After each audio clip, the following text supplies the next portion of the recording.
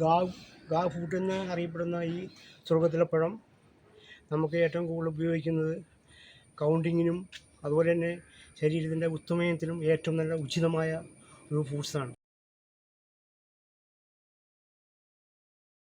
നിരവധി ഔഷധ ഗുണങ്ങൾ ഉള്ള ഒരു പഴമാണ് ഗാഗ് ഫ്രൂട്ട്. കൗണ്ട് വർദ്ധിപ്പിക്കുവാനും ക്യാൻസറിനെ നിയന്ത്രിക്കുവാനും രോഗപ്രതിരോധശേഷി വർദ്ധിപ്പിക്കുവാനും യുവത്വം നിലനിർത്തുവാനും ത്വക്ക് സംരക്ഷണത്തിനും കാഴ്ചശക്തി വർദ്ധിപ്പിക്കുന്നതിനും സഹായകമായ ഘടകങ്ങൾ ഈ പഴത്തിലുണ്ട്. തെക്ക് കിഴക്കൻ ഏഷ്യയിലെ പ്രാദേശിക വിളയാണ് ഗാഗ് ഫ്രൂട്ട്.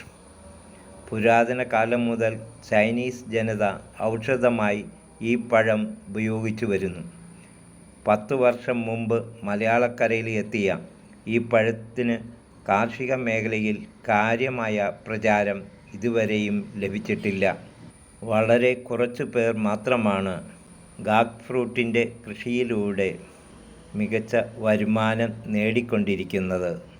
അതിൽ ഒരാളാണ് ചെങ്ങമനാട് പ്ലാക്കൽ പാപ്പു കുഞ്ഞുമോൻ.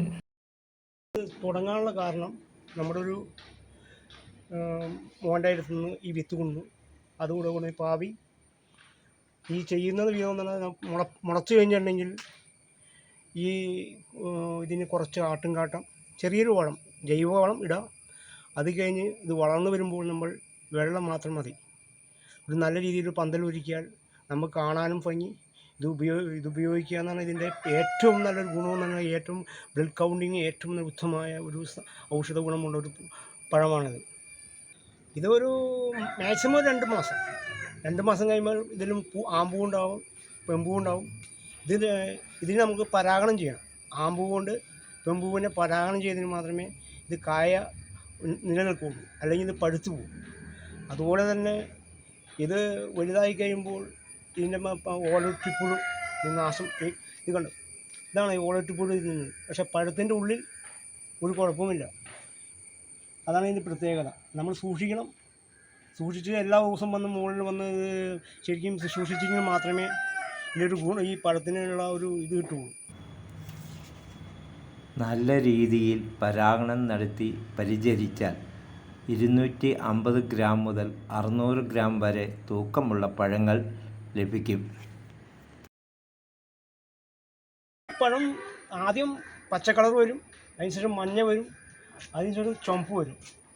ഈ ചുവപ്പിന് മാക്സിമം ഒരു മാസം 1.5 മാസം പിടിക്കും. എന്നാൽ വെയിലിൻ്റെ ഏറിന് മാത്രമേ ഈ പഴം ശരിക്കും നല്ല രീതിയിൽ പെട്ടെന്ന് വളർന്ന് വലുതാവുകയുള്ളൂ.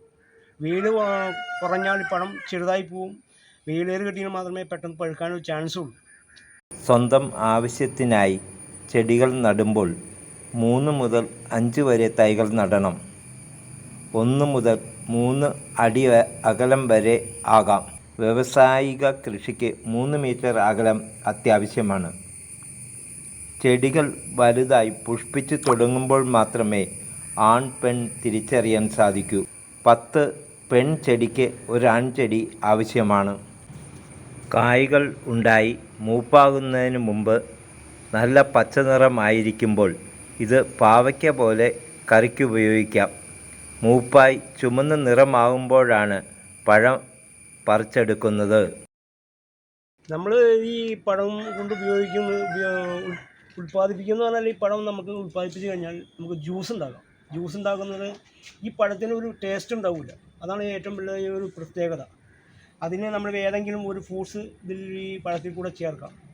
അതുപോലെ തന്നെ നമ്മുടെ ഇതിൻ്റെ ഈ പഴത്തിൻ്റെ ഉള്ളിൽ ഒരു കായ ഉണ്ടാവും. ആ കായയുടെ പുറത്ത് ഒരു പൾപ്പ് ഉണ്ടാവും. ഈ പൾപ്പ് നമ്മൾ കഴുകിയെടുക്കണം. ആ കഴുകിയെടുത്ത വെള്ളം ഉപയോഗിക്കുകയും ഇതിൻ്റെ ഉള്ളിലുള്ള ദശ എടുക്കുകയും ചെയ്യണം. എന്നിട്ട് നമ്മൾ ഏതെങ്കിലും ഫ്രൂട്ട്സ് ചേർത്ത് നമ്മൾ ജ്യൂസ് അടിക്കുക. പിന്നെ വേറൊരു ഇതുകൊണ്ട് ഷേക്ക് ഉണ്ടാക്കാം, ഐസ്ക്രീം ഉണ്ടാക്കാം. അങ്ങനെ പല ഐറ്റംസ് നമുക്ക് ഇതുകൊണ്ട് ഉണ്ടാക്കാൻ സാധിക്കും. മാർക്കറ്റിംഗ് എന്ന് പറഞ്ഞിട്ടുണ്ടെങ്കിൽ നമുക്ക് ചെറിയ കടകളിലൊന്നും എടുക്കില്ല. ഇതുപോലെ സൂപ്പർ മാർക്കറ്റുകൾ അങ്ങനെയുള്ള കടകളിൽ മാത്രമേ ഈ പഴം വിൽപ്പന പോവുള്ളൂ. ഞാൻ കൊടുക്കുന്ന ഇവിടെ വലിയ 2-3 സൂപ്പർ മാർക്കറ്റിൽ വലിയ കടകൾ കൊണ്ടുപോയി കൊടുക്കുന്നുണ്ട്. നമുക്ക് പഴം ഇല്ലാത്ത ഒരു കുഴപ്പം മാത്രമേ ഉള്ളൂ, നമുക്ക് സെയിൽസിന് ഒരു ബുദ്ധിമുട്ടില്ല. ഇത് അതുപോലെ നമ്മളിത് കണ്ടിന്യൂസ് ആയി പോയിക്കൊണ്ടിരിക്കുന്നു. ഒരു കാറ്റിന് സമയത്ത് ഇത് ഇടിഞ്ഞ് വീണ് പോയി. പക്ഷേ വീണ്ടും ഞാനിത് ഉയർത്തി വീണ്ടും ഇതുപോലെ ഈ സെറ്റപ്പാക്കി. ഈ പന്തൽ ഇത്ര മനോഹരമായ രീതിയിൽ പന്തലൊക്കെ ഇട്ട് കാണാൻ നല്ല ഭംഗിക്കും, ആര് വന്നൊരു ഫോട്ടോ എടുക്കാനും ആ ഐറ്റംസ് നമുക്കൊരു വെറൈറ്റി എന്നുള്ള രീതിയിൽ നമ്മളിതിൻ്റെ ഒരു കണക്കെടുത്താണ് നമ്മൾ ഈ ഫ്രൂട്ട്സിൻ്റെ ഉൽപ്പാദനം തുടങ്ങിയത്. ഇതുകൊണ്ട് നല്ല സെയിൽസ് ഉണ്ട് നമുക്ക്.